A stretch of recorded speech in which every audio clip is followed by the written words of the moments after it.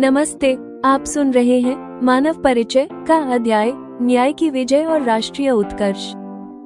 पिछले एपिसोड में मैं और नासिर की पहली पत्नी अब हाई कोर्ट की नामी वकील फिरदौस फोन पर जुड़े। मैंने फिरदौस से पूछा, क्या मेरा पड़ोसी नासिर ही उसका पूर्व शौहर है? नासिर के मानव परिचय का प्रमाण फिरदौस ने नासिर के परिवर्तन की खबर सुनकर आश्चर्य से अधिक प्रसन्नता व्यक्त की।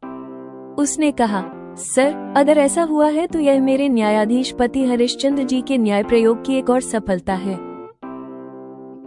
मैंने नासिर के मानव परिचय के गुणों को संक्षेप में बताया। वो गैर संप्रदाय के लोगों से आत्मीय व्यवहार करता है। वह मजहब से पहले राष्ट्र की मजबूती को प्राथमिकता देता है। उसने पत्नी सबा को इंजीनियरिंग और मैनेजमेंट की ड्यूल डिग्री पूरी करने का अवसर दिया। फिरदौस का दार्शनिक निष्कर्ष। फिरदौस ने मेरे कथन की पुष्टि करते हुए कहा, बुरे से नहीं, घृणा बुराई से करना चाहिए।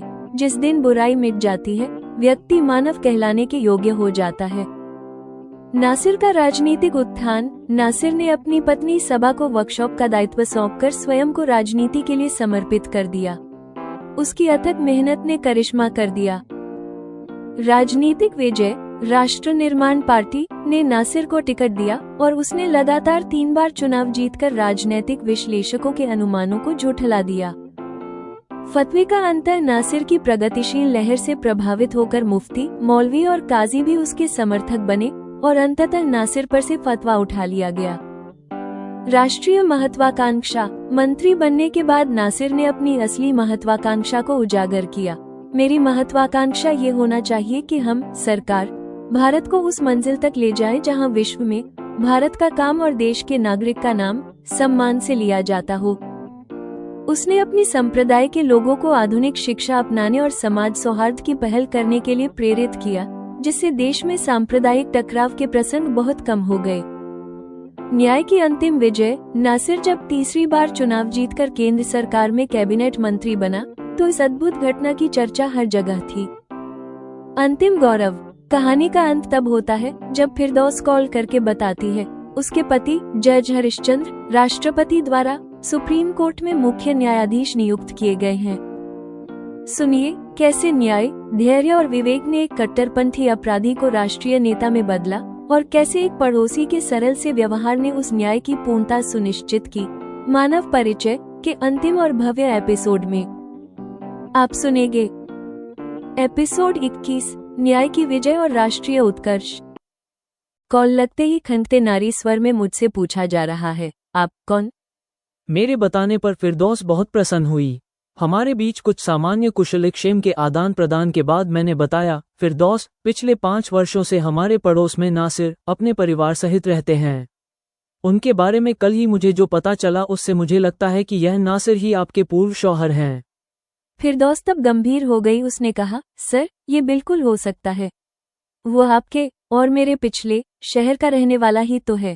तब मैंने फिरदौस से कहा, फिरदौस, पड़ोस में रहते हुए उसके साथ मेरा अनुभव तो आपसे बिल्कुल विपरीत है। वो तो आज ऐसा व्यक्ति है जिसके लिए आप मानव परिचय वाली उक्ति प्रयोग करती हो। ये सुनकर फिरदौस के रिप्लाई से मुझे ज्ञात हुआ कि उसे आश्चर्य कम प्रसन्नता अधिक हुई है। उसने कहा, सर, अगर ऐसा हुआ है तो यह मेरे न्यायाधीश पति हरिश्चंद्र जी के न्याय प्रयोग की एक और सफलता है। मेरे श्रद्धेय पति का मानना ये है कि न्याय और अपराधी को सजा की अवधारणा अपराधी की अपराध प्रवृत्ति मिट जाने पर ही पूर्णता पाती है। फिरदौस कुछ क्षण रुकी थी, फिर उसने पूछा, सर, नासिर की किन बातों को देखकर आप उसमें मानव परिचय देखते हैं? कुछ मुझे भी बताइए। तब बहुत सी अन्य बातों के साथ अंत में मैंने नासिर के गुणों को संक्षेप में यूं दोहराते हुए कहा, हम गैर संप्रदाय काफिर कहे जाने वाले लोगों के साथ नासिर का आत्मीय व्यवहार हमें हमारे बेटे से कभी कम नहीं लगा है। नासिर ने 35 साल की कम उम्र में ही अपनी राजनीतिक पहचान इतनी अच्छी बना ली है कि उसके चाहने वाले उसकी स्वयं की संप्रदाय से अधिक अन्य संप्रदाय के लोग हैं। नासिर के विचारों में प्राथमिकता मजहब से पहले राष्ट्र की मजबूती को देता है। वो प्रगतिशीलता का समर्थक युवा है। उसमें अतार्किक मजहबी कट्टरता का लेश मात्र भी अस्तित्व नहीं है। नासिर ने अपनी पत्नी सबा को विवाह करने के बाद NIT जैसे अच्छे कॉलेज से ड्यूल डिग्री करने का अवसर उपलब्ध कराया है, जिससे आज सबा ऑटोमोबाइल इंजीनियर हो गई है। मेरी समझ में इन विशेषताओं का होना ही नासिर में मानव परिचय का कारण होता है। तब फिरदौस ने कहा, निस्संदेह सर, आप बिल्कुल सही कहते हैं। पहले के नासिर में और आज जो नासिर है, मुझे लगता है कि उसकी तुलना करने पर ही यह कहा जाता है कि बुरे से नहीं, घृणा बुराई से करना चाहिए। जिस दिन भी किसी व्यक्ति में बुराई मिट जाती है, वो बुरा व्यक्ति स्वयं ही मानव कहलाने के योग्य हो जाता है। तात्पर्य ये कि ईश्वर ने मानव रूप जन्म देकर सभी में मानव सुलभ गुण दिए हैं, मगर दुर्भाग्य से थोड़े कुछ धूर्त और अति स्वार्थी व्यक्तियों ने मानव को मानवता पर चलने से भटकाना अपना ध्येय बना रखा है। ये सुनकर मैंने कहा, फिरदौस, आप में सटीक शब्दों में अभिव्यक्ति की अनूठी कला है। फिरदौस ने इस पर प्रसन्न होकर कहा, धन्यवाद सर। फिर एक दूसरे से शुभ रात्रि कहकर हमने कॉल समाप्त किया। उस रात मैं सोच रहा हूँ कि यह बड़ी दुनिया भी कभी कभी छोटी सी दुनिया हो जाती है। यह एक संयोग है कि किसी दिन नासिर की सताई गई अजनबी फिरदौस मुझे मिली थी। फिर अब उसे सताने वाला अपरिचित नासिर हमारा करीबी परिचित और पड़ोसी हो गया है। नासिर के व्यवहार, काम की गुणवत्ता और कार की मरम्मत और सर्विसिंग के कम चार्जेस के कारण उसका वर्कशॉप ग्राहकों में बहुत पसंद किया जाता है। कदाचित नासिर योजनाबद्ध रूप से इस बात की प्रतीक्षा कर रहा था कि पत्नी सबा की डिग्री कब पूरी होती है। ऐसे में सबा की इंजीनियरिंग एवं मैनेजमेंट की योग्यता वाली डिग्री मिलते ही नासिर ने कार वर्कशॉप का दायित्व सबा को सौंप दिया। नासिर ने इसके साथ एक काम और किया। अपने साले सबा के भाई इमरान को वर्कशॉप की आय में 25% की हिस्सेदारी दे दी। इस नई व्यवस्था के साथ ही नासिर ने स्वयं को वर्कशॉप मालिक के दायित्व से मुक्त कर लिया। फिर नासिर अपना अधिकांश समय राजनीति में देने लगा। राष्ट्र निर्माण पार्टी में नासिर के संप्रदाय के प्रभावशाली नेता कम ही हैं। अतः पार्टी के बड़े नेताओं ने इस संप्रदाय के लोगों में पार्टी की पैठ बढ़ाने के विचार से नासिर को उसके योगदान से अधिक महत्व देना प्रारंभ कर दिया। नासिर ने अपने को मिले महत्व से उत्साहित होकर गंभीरता और मेहनत से मैदानी स्तर पर अपनी एवं पार्टी की लोकप्रियता बढ़ाने के लिए समर्पित भाव से काम करना आरंभ कर दिया। परिणाम ये हुआ कि आम चुनाव में नासिर की संप्रदाय बाहुल्य क्षेत्र से नासिर को राष्ट्र निर्माण पार्टी का टिकट दे दिया गया। नासिर के लिए यह एक अवसर भी है और एक कठिन चुनौती भी। इस क्षेत्र से पहले कभी राष्ट्र निर्माण पार्टी का उम्मीदवार चुनाव नहीं जीत सका है। यहाँ नासिर का प्रतिद्वंदी उम्मीदवार सांप्रदायिक राजनीति करने वाले एक क्षेत्रीय दल से है, जो पहले 3 बार से क्षेत्र का प्रतिनिधित्व कर रहा है। इस चुनाव में भी राजनैतिक विश्लेषकों का नासिर से मुकाबले में उसी के पुनः जीत जाने का अनुमान है। फिर तो नासिर की अथक मेहनत ने राजनैतिक विश्लेषकों के अनुमान को झुठला दिया। चुनाव परिणाम जब घोषित हुआ तो नासिर अपने पहले ही चुनाव में जीत गया। एक समय जेल में सजा काटने वाले नासिर में अदम्य इच्छाशक्ति और प्रतिभा होना आश्चर्य का विषय है। आज कोई सोच नहीं सकता है कि ऐसा प्रतिभा संपन्न यह व्यक्ति मस्तिष्क के पट बंद रखने से कभी कितना साधारण व्यक्ति हुआ करता था। इस क्षेत्र से जीतने पर नासिर का अपने दल में कद एकाएक बहुत ऊंचा हो गया। चुनाव में जीत हासिल करना नासिर की महत्वाकांक्षा नहीं है, ये बात केवल नासिर को ज्ञात है।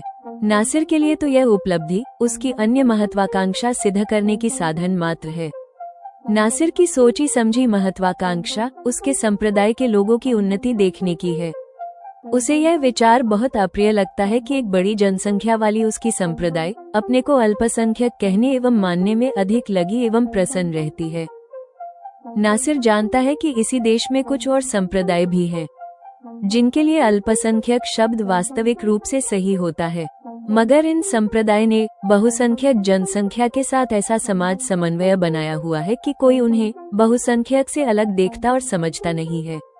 ये संप्रदाय बिना मतभेद और मनभेद के इस भव्य राष्ट्र में सुख समृद्धि से जीवन यापन करती हैं। नासिर का लक्ष्य ये है कि वह अपने संप्रदाय की वैचारिकता को उनमें जागृति के माध्यम से नई दिशा दे, उन्हें आधुनिक शिक्षा प्राप्त करने की तरफ प्रवृत्त करे, उनके मन में यह अनुभूति उत्पन्न करे कि यही देश उनका अपना है। नासिर अपने संप्रदाय के लोगों को यह अनुभव कराना चाहता है कि उनकी ओर से अन्य संप्रदाय के साथ समाज सौहार्द की पहल ही उनकी उन्नति और सुखी जीवन को सुनिश्चित कर सकती है।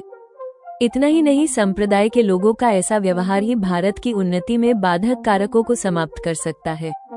अपने इस लक्ष्य की प्राप्ति के लिए नासिर को कोई उतावली नहीं है। उसकी प्रौढ़ता के तरफ बढ़ती आयु राजनीति में युवा अवस्था मानी जाती है। नासिर ने रणनीति तय करते हुए इस पर काम करना शुरू कर दिया, जिसके कारण नासिर के क्षेत्र में उसकी संप्रदाय में अब 3 विभाजन स्पष्ट दिखाई देने लगे हैं।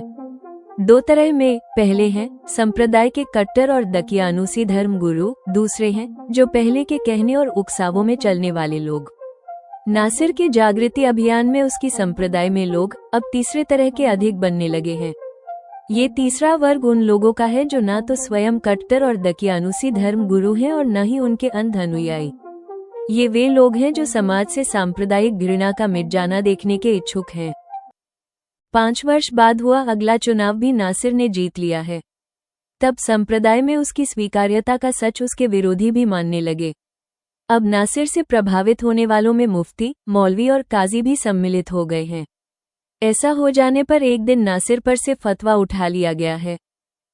सम्मानित करने के लिए सांसद नासिर को आमंत्रित किया गया है, जिसमें अनेक इमाम, मुफ्ती, मौलवी और काजी आदि उपस्थित हुए हैं। उस सभा में अपने उद्बोधन में नासिर ने कहा, अल्लाह की मेहरबानी से आज मैं जनता द्वारा चुना गया जनप्रतिनिधि बन सका हूँ। इस रूप में मुझे देश की जनता की सेवा का दायित्व मिला है। मेरे विचार से मुझे सांसद होने पर स्वयं को महिमा मंडित करने से बचना चाहिए। मुझ में यह महत्वाकांक्षा नहीं होनी चाहिए कि मेरे करोड़ों प्रशंसक एवं अनुकरण करने वाले हों।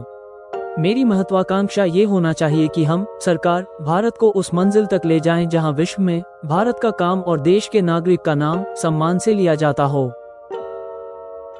यहाँ उपस्थित हम लोग इस्लाम को मानने वाले हैं। हम लोग संप्रदाय के लोगों का नेतृत्व एवं उन्हें अपने मजहब की शिक्षा देने के लिए उत्तरदायी लोग हैं। हमें अपनी उपलब्धि से स्वयं को महिमामंडित करने का प्रयास नहीं करना चाहिए। हमें हमारे हजारों लाखों अनुकरण करने वाले हो जाएं, ऐसी महत्वाकांक्षा से बचना चाहिए और हमारे काम और कोशिशों को लेकर महत्वाकांक्षी होना चाहिए, जिससे हमें और हमारी उपलब्धियों को देखकर इस्लाम के अनुयायियों का सिर गर्व से ऊंचा उठता हो। हमें व्यक्तिगत सम्मान की भूख से अधिक वह भूख होना चाहिए जिसको तृप्ति भारत में ही नहीं बल्कि विश्व में इस्लाम एवं पैगंबर की वाहवाही और सम्मान से मिलती हो। इस हेतु ये हमारा दायित्व होता है कि हम ऐसी प्रवृत्ति का त्याग करें जो हमारे मान की तुष्टि करती है। हम अपने में उस प्रवृत्ति को पैदा करें जिसमें हमें तुष्टि हमारे मजहब को मिलते सम्मान से होती है। हमें मुसलमान संप्रदाय को दुनिया में प्रेम का संचार करने वाली संप्रदाय की पहचान देनी चाहिए। नासिर के संक्षिप्त उद्बोधन ने दर्शक एवं श्रोताओं को आत्मचिंतन करने को प्रेरित किया है। उद्बोधन के समाप्त होने पर बहुत देर तक तालियों की गूंज सुनाई देती रही है। नासिर की प्रसिद्धि अब शहर और प्रदेश से ऊपर उठकर राष्ट्रीय स्तर पर हो गई। अब देश में भी संप्रदाय में तीसरे तरह के लोगों की संख्या बढ़ने लगी है। नासिर ये देख प्रसन्न होता है कि बहुसंख्यक संप्रदाय में अब उसकी संप्रदाय के प्रति विश्वास बढ़ रहा है। नासिर के संप्रदाय के लोग भी अब लोकप्रिय होने लगे हैं। ऐसे देश में राष्ट्रनिष्ठ लोगों की संख्या बढ़ने से समाज में सांप्रदायिक टकराव के प्रसंग बहुत कम हो गए हैं। अब भारत अपनी सीमाओं पर भी मजबूत हो गया है। भारत के परंपरागत शत्रुओं के भारत को कमजोर करने के हौसले पस्त हो गए हैं। देश विकास और आर्थिक उपलब्धियों की नित नई नई मंजिल तय करते हुए आगे बढ़ने लगा है। नासिर फिर जब तीसरी बार लगातार चुनाव जीत गया तब उसे केंद्र सरकार में महत्वपूर्ण विभाग का कैबिनेट मंत्री नियुक्त किया गया। नासिर के ऐसे कद्दावर नेता बन जाने से सांप्रदायिक राजनीति को बढ़ावा देने वाले लोगों की ताकत अत्यंत कम रह गई है। मैं नासिर के बारे में अब भी फिरदौस से बात किया करता हूँ। आज हो रही बातचीत में फिरदौस ने कहा है, यह अद्भुत घटना है कि किसी समय के सजा काट रहे कैदी नासिर का इतने कम वर्षों में देश के मंत्री के रूप में रूपांतरण हुआ है। कुछ दिन और बीते तब फिरदौस का कॉल आया।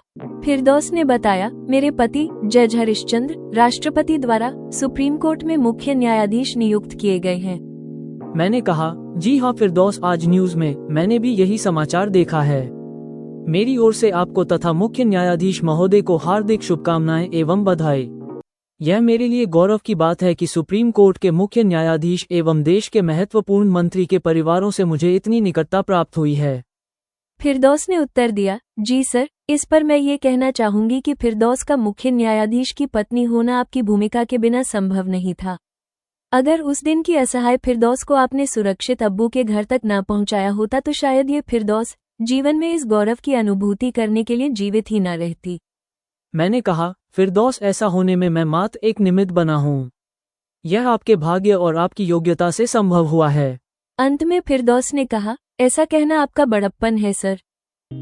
अब आप सुनिए मानव परिचय के इस एपिसोड पर जेमिनाई द्वारा लिखी गई समीक्षा, समालोचना एवं मार्गदर्शन।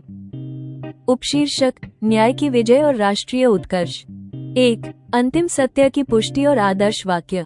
एपिसोड की शुरुआत में लेखक, कथा में पात्र और फिरदौस के बीच की बातचीत कहानी के केंद्रीय रहस्य को आधिकारिक रूप से समाप्त करती है। न्याय का प्रयोग, जुडिशियल एक्सपेरिमेंट, फिरदौस नासिर के परिवर्तन को अपने पति मुख्य न्यायाधीश हरिश्चंद्र के न्याय प्रयोग की सफलता मानती है।